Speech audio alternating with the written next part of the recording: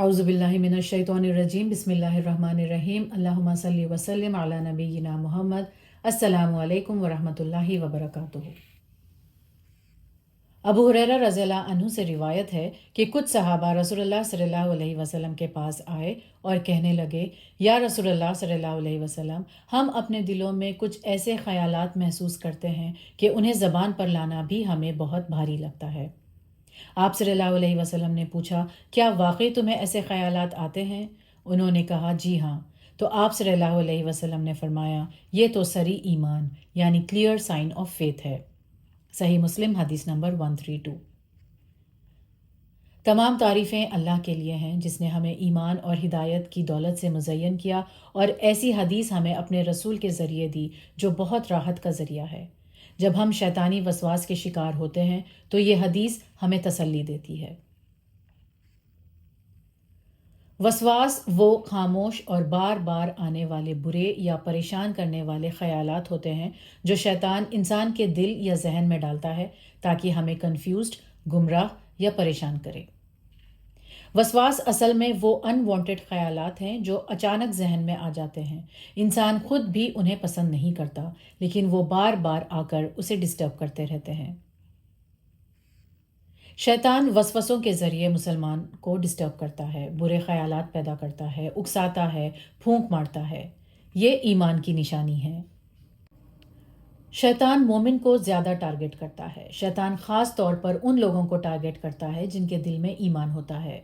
जैसे चोर उसी घर में घुसता है जहाँ कुछ कीमती हो।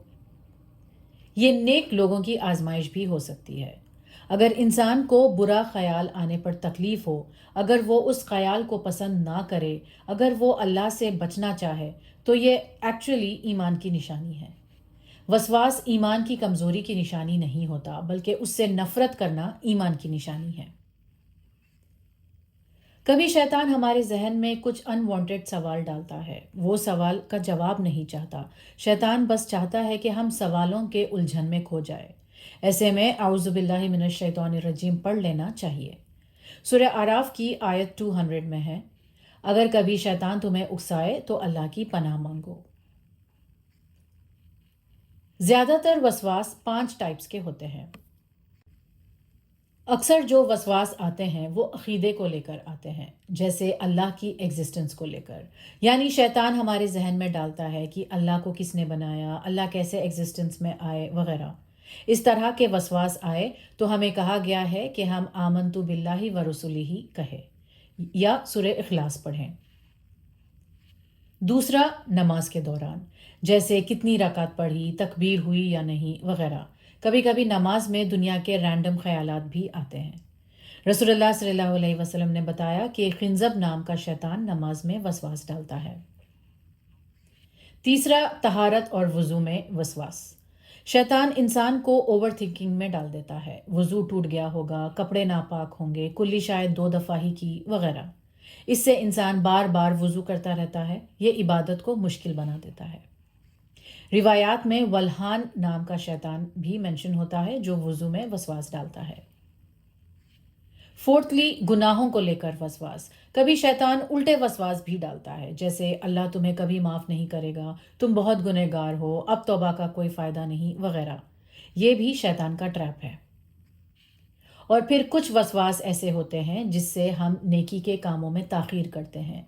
कभी शैतान सीधा मना नहीं करता। वो कहता है, कल से नमाज शुरू कर लेना, अभी वक्त है, बाद में तौबा कर लेना, अभी यंग हो, बाद में दीन पर आ जाना वगैरह। ये डिले वसवास होता है। शैतान कभी सीधा गुनाह पर नहीं लाता, पहले वसवास से दिल को कमज़ोर करता है, इंसान से अच्छे काम पोस्टपोन करवाता है। जब वसवास आए तो उसे एनालाइज नहीं करना चाहिए, कंप्लीटली इग्नोर करना चाहिए। अपने आप को उससे डिस्ट्रैक्ट करने की कोशिश करनी चाहिए, तावुज़ पढ़ना चाहिए।